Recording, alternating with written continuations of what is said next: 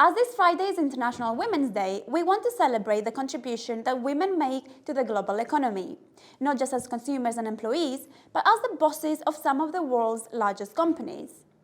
Last year, the number of female CEOs in the S&P 500 outnumbered male CEOs named John. To some, this has been a long time coming and not a massively encouraging stat, but it does show a change and a rise of female leaders rising the corporate ladder. However, overall women CEOs make up a mere 6% of all S&P 500 CEOs.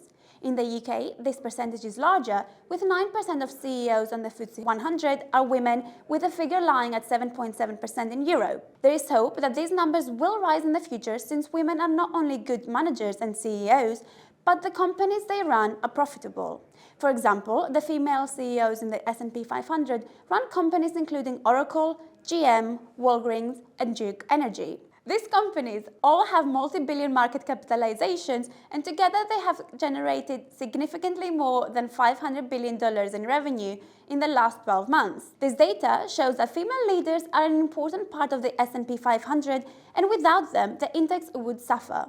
For example, Tapestry, the luxury goods empire, is the fourth best performing stock in the S&P 500 so far in 2024. It has gained more than 30% since January, and it is led by Joanne Crevoiserat. Other sectors that have female CEOs including tech, energy, and consumer discretionary. If you're interested in investing in companies run by female CEOs, the Hypatia Women CEO ETF is a US fund that invests at least 80% of its net assets in US companies that are led by women. This fund is a good proxy for how female CEOs perform in the US.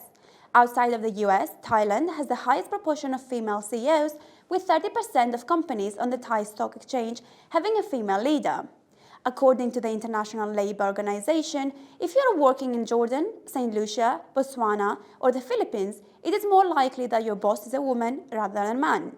Jordan takes the top spot, with women making up 62% of all managerial roles, and in the Philippines, females are also account for 43% of senior management and executive positions.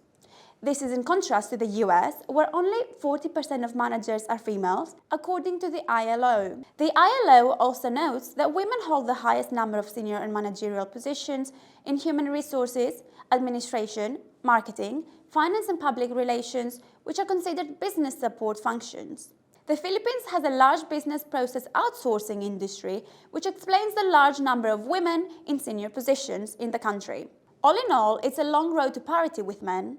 However, more women than ever are in leadership positions, and this means that in future there will be more women at the wheel of global companies than ever before. As we have mentioned above, female-led firms have robust revenue growth and perform just as well as companies led by men, which is why more female CEOs are needed.